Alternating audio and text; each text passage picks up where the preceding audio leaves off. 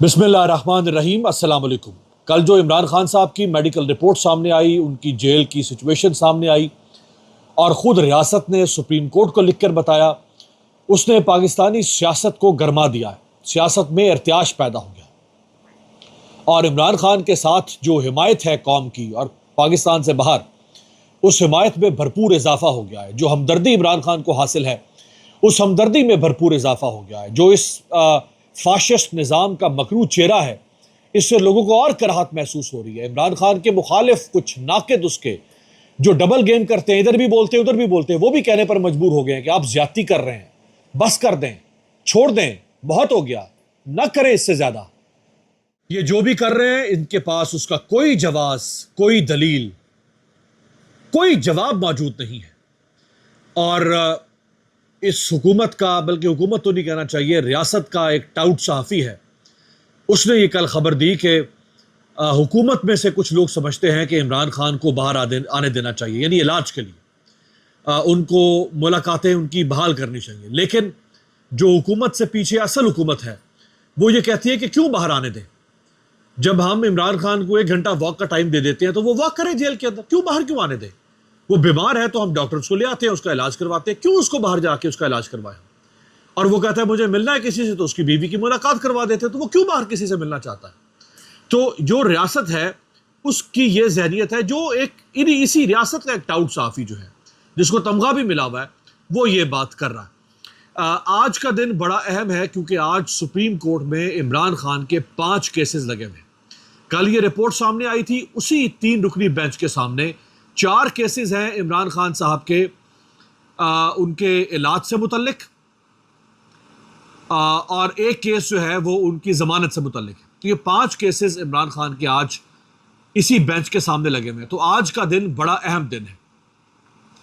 आज इस रिपोर्ट के बाद ये सुप्रीम कोर्ट जब बैठेगी और अगर इन्होंने इमरान खान को रिलीफ ना दिया, तो आज ये बात ये बिल्कुल आप कह लें कि नविश्ता दीवार है, रोज़े रोशन की तरह यह है कि इमरान खान बीमार है, उसकी सेहत बिगड़ रही है और उसकी सेहत मज़ीद तशवीशनाक होती चली जाएगी अगर उसको खातिर खा इलाज और उसकी सेहत का ख्याल ना रखा गया। अब ये बात सामने आ चुकी है, ये एक इस्टेब्लिश्ड फैक्ट है, ये कोई नावल, अफसाना या कहानी नहीं है, और ये फैक्ट सुप्रीम कोर्ट में जमा हो चुका है।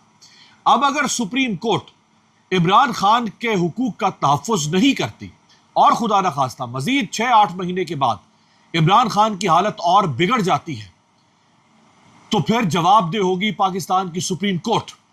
अब इस वक्त रियासत और हुकूमत नहीं, इस वक्त पाकिस्तान की सुप्रीम कोर्ट कटहरे में खड़ी हुई है। ये उसका हिसाब है, ये उसका एहतसाब है, उसको तहफ़्फ़ुज़ करना है कैदी का। क्योंकि जब कोई शख्स कैद में चला जाता है, जेल में चला जाता है, तो फिर वो अदलिया के रहमो करम पर होता है, फिर वो अदलिया का कैदी होता है, क्योंकि अदालत उसको जेल भेजती है। हुकूमत तो जेल नहीं भेजती ना, अदालत फैसला करती है कि ये शख्स फला जुर्म में सजा याफ्ता है, हम उसको सजा दे रहे हैं, उसको जेल भेज दे। अदालत ने इमरान खान को जेल भेजा है, हुकूमत ने नहीं भेजा। अदालत ने सजा दी तो वो जेल में गया। अब अदालत उसकी जिंदगी की जामिन है, अदालत उसकी सेहत की जामिन है। तो अब सुप्रीम कोर्ट का बहुत बड़ा इम्तिहान है, और सुप्रीम कोर्ट को याद रखना चाहिए कि भुट्टो के साथ जो हुआ था उसको अदालती कत्ल कहा जाता है। भुट्टो को जस्टिस मुश्ताक, मौलवी मुश्ताक, जो हाई कोर्ट का चीफ जस्टिस था, जिसने जुल्फकार अली भुट्टो को सजा दी, और भुट्टो ने उसको अदालत में खड़े होकर कहा था कि मौलवी मुश्ताक, मुझे तुमसे बग़्ज़ की बू आती है, तुम मेरे केस से अलहदा हो जाओ।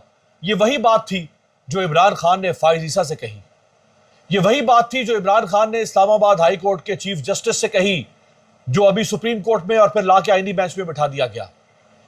आमिर फारूक, इमरान खान ने कहा आप लोग मेरे बेंचेस से अलहदा हो जाए, लेकिन काजी ने कहा नहीं, मैं ही तुम्हारा केस सुनूंगा, और फिर जो उसने किया वो आपके सामने। तो जो मौलवी मुश्ताक का किरदार था, और कहा जाता है कि मौलवी मुश्ताक जब मरा तो वहां उसके जनाजे पर शहद की मक्खियों ने हमला कर दिया, उसके जनाजे पर शहद की मक्खियों ने हमला कर दिया, वो मकरू किरदार। और उसके बाद फिर मामला भुट्टो का सुप्रीम कोर्ट में गया, और फिर सुप्रीम कोर्ट से भी भुट्टो की सजाए मौत जो है वो बरकरार रही, और वो ज़ियाउल-हक वो फैसला करवाने वाला था। आज तक अदलिया के ऊपर वो दाग है, और अब जाके फिर अदलिया ने फैसला दिया कि हाँ वो अदालती कत्ल था। उस केस के अंदर बहुत सारे झोल थे, آج سپریم کورٹ کا یہ 3 رکنی بینچ جو ہے، اگر اس نے عمران خان کو ریلیف نہ دیا، اگر اس نے ریلیف نہ دیا اور عمران خان کی صحت بگڑی، تو یہ بینچ اس کا ذمہ دار ہوگا، یہ بینچ جواب دے ہوگا، کیونکہ اس کے سامنے ساری پکچر کلیئر ہو چکی ہوئی ہے کہ کیا ہو رہا ہے اس کے ساتھ. اور یہ اگر عمران خان کو کچھ ہوا تو اس بینچ میں بیٹھے ہوئے تینوں لوگ مولوی مشتاق کی طرح اور سپریم کورٹ کے ان ججوں کی طرح شمار کیے جائیں گے پاکستان کی تاریخ میں، جنہوں نے بھٹو کو پھانسی دی تھی. اس کو پھانسی دی تھی، اس کو بیمار کر کے مارنا چاہتے ہیں، اس کو بیماریوں کے ذریعے سے، یہ جانتے ہیں کہ اگر اس کو ہم پھانسی دے دیں، اس کو لٹکا دیں، تو یہ بوجھ ہم برداشت نہیں کر سکتے، یہ بوجھ ہم برداشت نہیں کر سکتے. ایک بھٹو 50 سال سے زندہ ہے، یہ کالک ہم برداشت نہیں کر سکتے. اور سب کو پتا ہے کہ کیسز جعلی ہیں، جھوٹے. آج اس کو پھانسی دیں گے، یہ پھانسی ہمارے گلے پڑے گی. لہٰذا یہ براہ راست یہ نظام اس کی جان لینے کے بجائے سلو پوائزننگ یہی تو ہے. بھئی ایک سلو پوائزننگ وہ ہے کہ آپ اس کو کوئی زہر خورانی کروا دیں، آہستہ آہستہ کچھ زہر دیتے رہیں جو اندر سے اس کو کھا جائے. اور دوسری سلو پوائزننگ یہ ہے کہ آپ اس کو بیماریاں لگا دیں، اس کی نارمل زندگی اس سے چھین لیں، اس کا علاج خراب کر دیں، اس کی صحت خراب کر دیں، leading to death, leading to more diseases, leading to more complications. اور اس کے بعد پھر وہ بیماریوں کا ایک گڑھ بن کے اور وہ اپنے بوجھ تلے خود ہی گر جائے گا بیچارہ. تو یہ ایک اور طریقہ ہے اس کی جان لینے کا، اسے ختم کرنے کا. نواز شریف نے ابھی یہ 2 دن پہلے، پرسوں بلکہ، یہ جو کشمیر کا الیکشن ہوا ہے تو نواز شریف نے مری میں ایک اجلاس بلایا.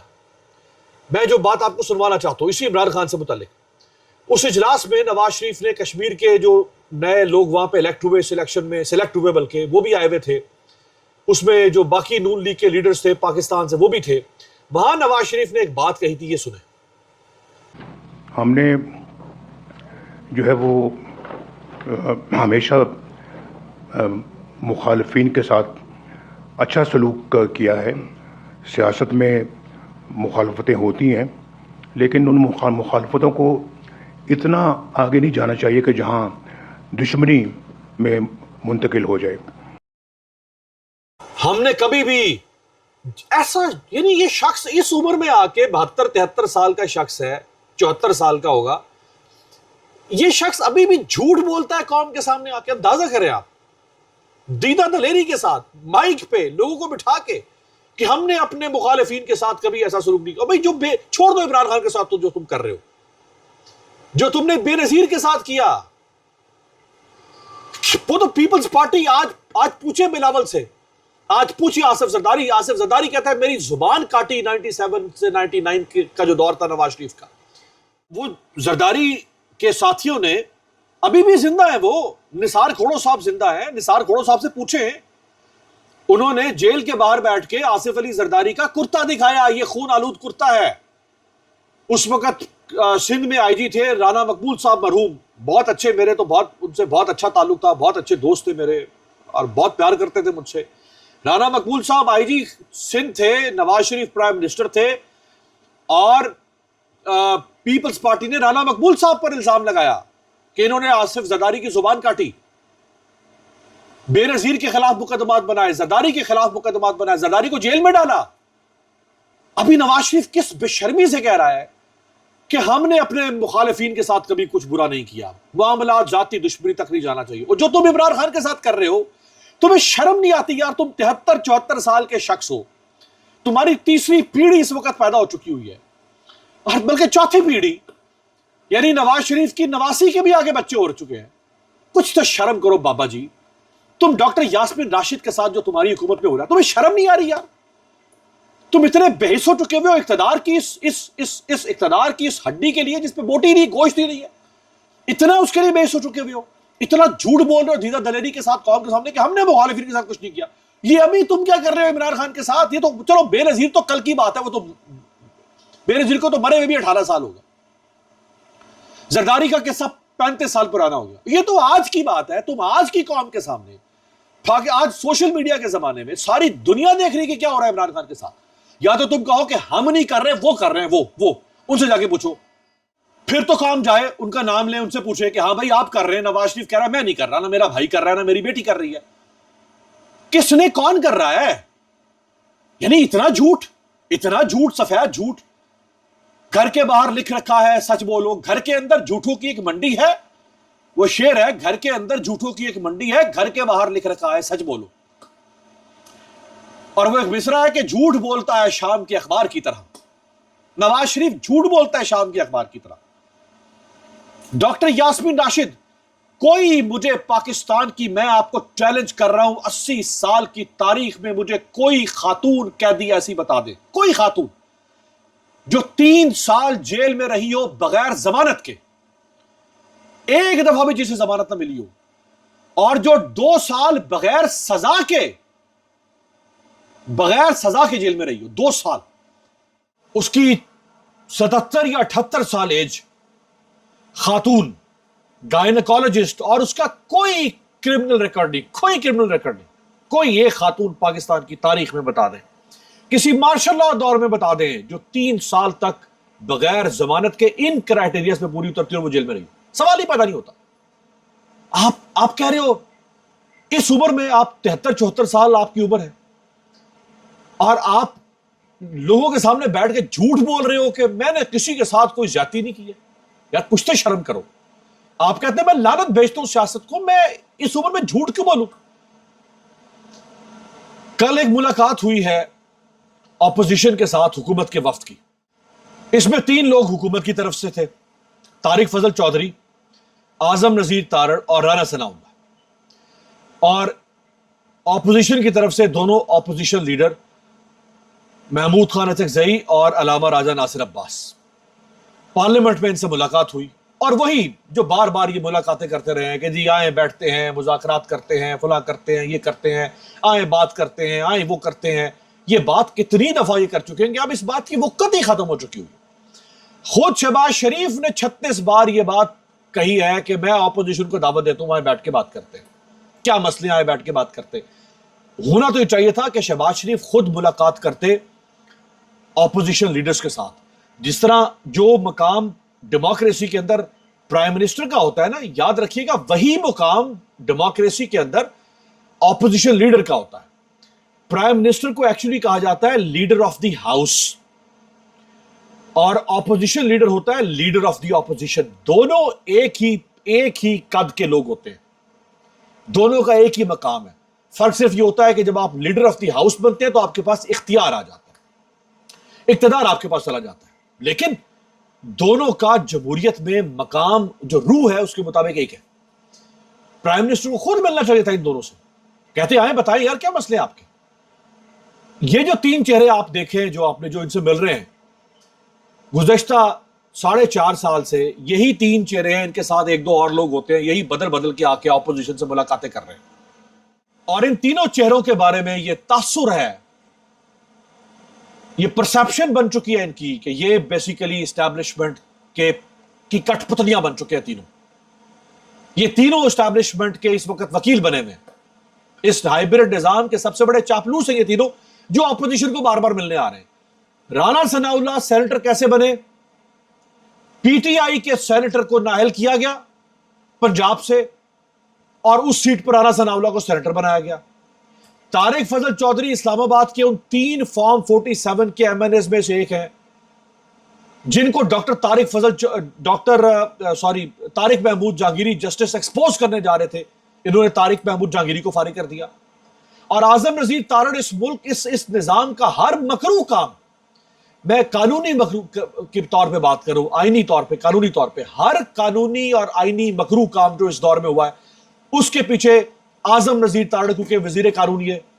اب یہ 3 لوگ بھیجے جا رہے ہیں، جاؤ جی تم ملاقات کرو. یار تو بندے تو وہ بھیجو کم از کم جن کا کوئی کریڈینشلز ہو، جو اس وقت جن کا کوئی اس وقت کوئی جن کی کوئی کچھ ساکھ تو ہو نا. یہ کن لوگوں کو بھیج رہے ہو؟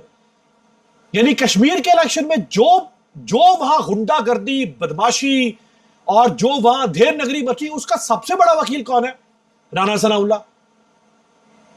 ماڈل ٹاؤن ثانیہ، رانا ثناء اللہ. اور یار کیا کن کو بھیج رہے ہو آپ؟ یہیں سے آپ اندازہ کر لیں کہ یہ کچھ نہیں ہوگا، یہ سب ایک نان سینس ہے. یہ سب ڈرامہ ہے اور یہ سب ٹائم بائی کرنے کا ایک حربہ ہے, اس کے علاوہ کچھ نہیں ہے. بہرحال آج کا دن بڑا اہم ہے, نظریں سپریم کورٹ پر ہے. ہو سکتا ہے سپریم کورٹ انگڑائی لے لے, غیرت کھائے اور بازی پلٹ دے. خدا حافظ.